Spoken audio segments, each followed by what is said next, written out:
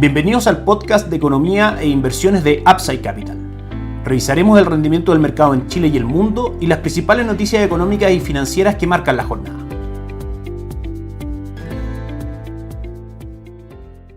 Muy buenas tardes, ¿cómo están ustedes? Soy Ramiro Galeano, fundador de Upside Capital. Les doy la bienvenida a otra edición más de Mercados en Upside Capital, hoy viernes 19 de agosto de 2022. De todas maneras, la noticia más importante que tuvimos durante la semana para el mercado local fueron las cifras que entregó el Banco Central de Chile durante la semana, donde nosotros principalmente destacamos dos. La primera, el crecimiento del Producto Interno Bruto del segundo trimestre de nuestra economía fue muy por debajo del crecimiento del primer trimestre, que estuvo por sobre el 7%, este marcó un 5.4%, y también estuvo por debajo de las expectativas del mercado respecto a esta cifra que estaban centradas en el 5.7%. Esta noticia, junto con otras mediciones macroeconómicas como la inflación, 13.1%, la más alta desde el año 1994, se suman y engrosan la larga lista de cifras que hablan del paupérrimo presente que tiene nuestra economía y, lo que es peor, las malas proyecciones que tiene hacia adelante. Todo esto en un contexto donde, por supuesto, la incertidumbre política respecto, uno, al plebiscito constitucional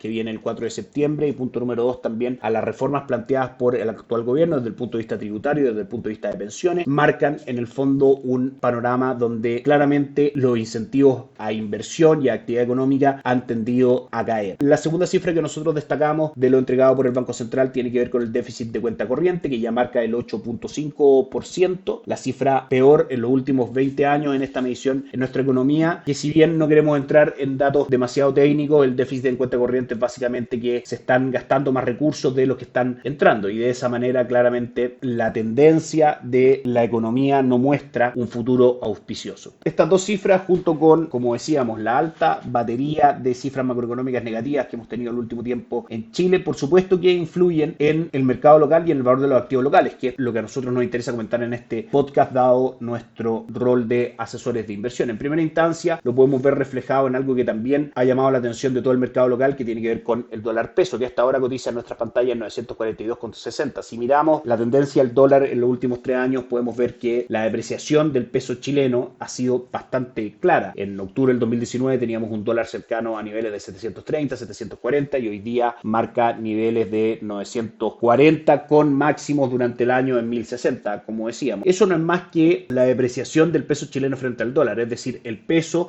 como cualquier moneda, es la cara visible de su economía, y como la economía local ha tendido a un terreno negativo de poco crecimiento, alta inflación, etcétera, claramente nuestra moneda va a perder el valor frente al dólar, y es lo que hemos visto en el último tiempo. Por supuesto que también hay otras variables desde el punto de vista extranjero que influyen en el tipo de cambio, pero en el largo plazo la que más ha influido de todas maneras son los factores internos. De hecho, si es que por ejemplo comparamos el movimiento del cobre con el dólar, el cobre en octubre del 2019 marcaba por debajo de los $3, 2,6, 2,7, y durante este año ha tocado máximo de $5, es decir, bajo esa variable que se mueven de manera inversa, es decir, si sube el cobre cae el dólar, debiésemos haber tenido un dólar muchísimo más bajo que los niveles de octubre del 2019. Sin embargo, a la vez de que el cobre iba subiendo, el dólar en Chile también iba subiendo. Recordemos que existe una intervención cambiaria por parte del Banco Central para normalizar las cotizaciones del dólar. Hoy día a las 2 de la tarde el Banco Central debiese dar a conocer su programa de ventas para la próxima semana, y eso podría influir en el movimiento del dólar. Sin embargo, lo que podemos ver es que las malas cifras macroeconómicas, el nivel de incertidumbre política, marca una mayor demanda por dólares en Chile, y eso se ve reflejado claramente en las cotizaciones del dólar. Les recordamos que nuestra estrategia de inversión se compone de la parte de renta fija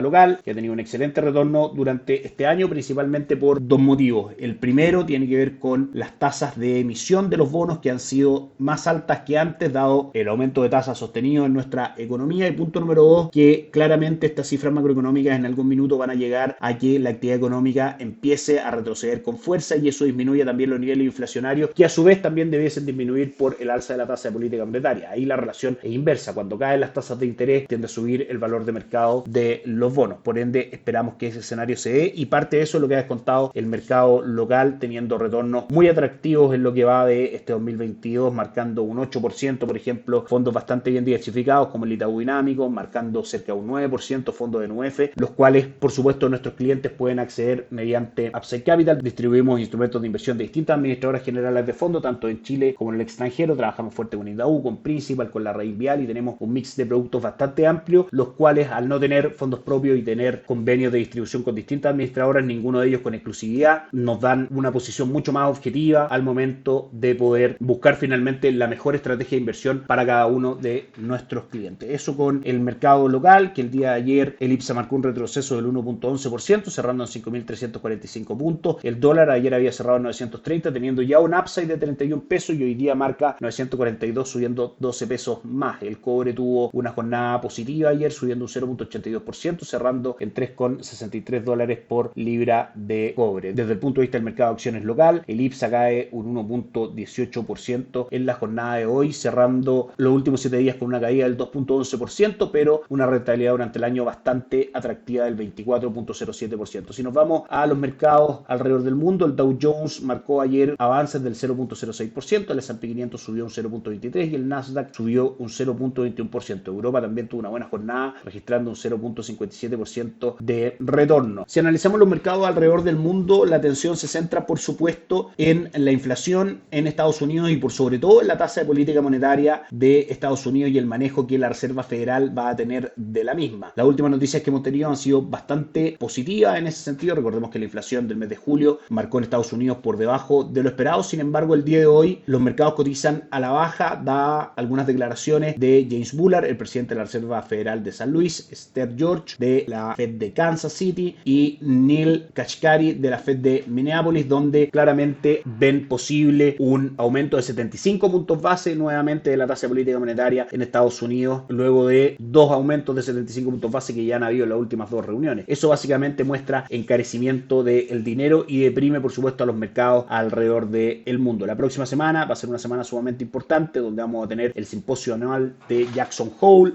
esta reunión de banqueros centrales, donde el mercado estará muy pendiente de las declaraciones que haga Jerome Powell, el presidente de la Reserva Federal de Estados Unidos, respecto a cómo va a seguir manejando la tasa de política monetaria. Si bien esta cifra inflacionaria que tuvimos en Estados Unidos fue bastante positiva, claramente tiene que seguir acompañada de otras cifras que vayan manifestando que la caída en la inflación no fue un accidente, sino que algo más sostenido en el tiempo. Y por último pasamos a revisar los mercados el día de hoy, con el cobre que avanza un 0.65% a $3.65 por libra de cobre. El dólar en el mundo avanza un 0.62%, marcando 108,15, y los mercados alrededor del mundo marcan en Asia una jornada mixta, sin grandes variaciones. Solamente destaca el índice de Shanghai cayendo un 0.59%. Europa marca retrocesos del 1.12% en el DAX alemán y el 0.77% en el Eurostock 600, en un día donde conocimos las cifras de Alemania, específicamente el índice de precio al productor, que sube un 5.3% cuando se esperaba solamente un alza del 0.6%. Eso claramente preocupa a los mercados porque es una fuente más de presión inflacionaria. Y por último, si analizamos Estados Unidos, vemos que la jornada es negativa, con el S&P 500 cayendo un 1.18%, el Nasdaq abajo un 1.95% y el Dow Jones, el índice industrial, un 0.71% negativo. Recordemos que los mercados han tenido una recuperación. El S&P 500, de hecho, los últimos 3 meses ha marcado un avance del 8.46% y esperamos que esta recuperación se mantenga, dado que desde nuestro punto de vista creemos que la inflación va a ser controlada y que la tasa de política monetaria en Estados Unidos en general va a tender a normalizarse, impulsando los mercados de renta variable. Esa es parte de nuestra recomendación de inversión, por supuesto, en la parte de renta variable. Que estén muy bien, tengan un excelente fin de semana. Nosotros nos encontramos el lunes. Chao, chao.